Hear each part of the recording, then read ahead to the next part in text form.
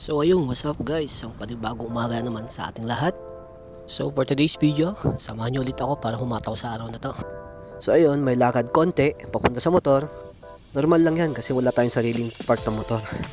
Late na din kasi ako natapos kahapon kaya hirap ako makahanap ng spot.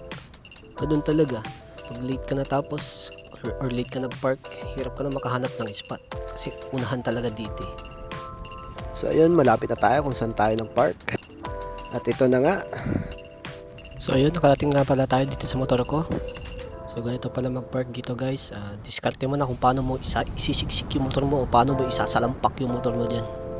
So ayan, chill lang.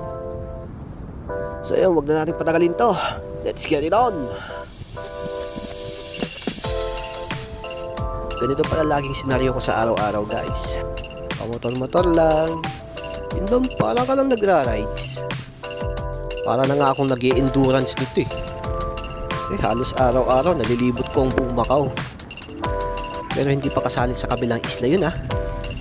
Dati hirap na hirap din ako sa trabahong to. Sabi ko nga 7 months lang ako. Tapos 7 months uwi na ako. Pero asan ang 7 months ko ngayon? Pang-apat na kontrata ko na to. Sa iisang trabaho.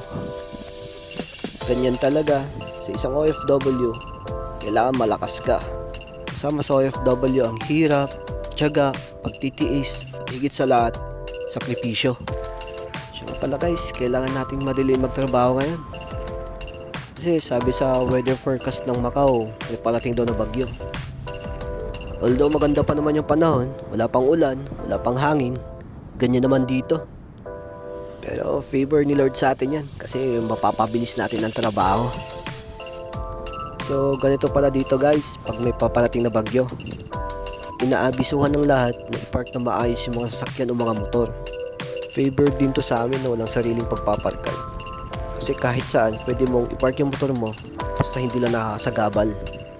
So yun guys, papakita ko lang kung paano itsura namin dito, paano mag-park tuwing may bagyong paparating.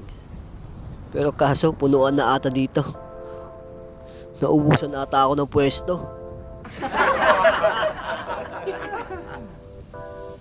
Tara, ikot tayo. Maghanap tayo ng pwesto dun. So ayun, ikot-ikot lang. Tiyaga lang, makahanap din tayo ng pwesto. Bale, kagabi pala sila nag-abiso na may paparating na bagyo. Kaya ngayon, umaga pa lang. Mga motor na dito, puno. Kaya yun, sad to say, wala tayong nahanap na pwesto.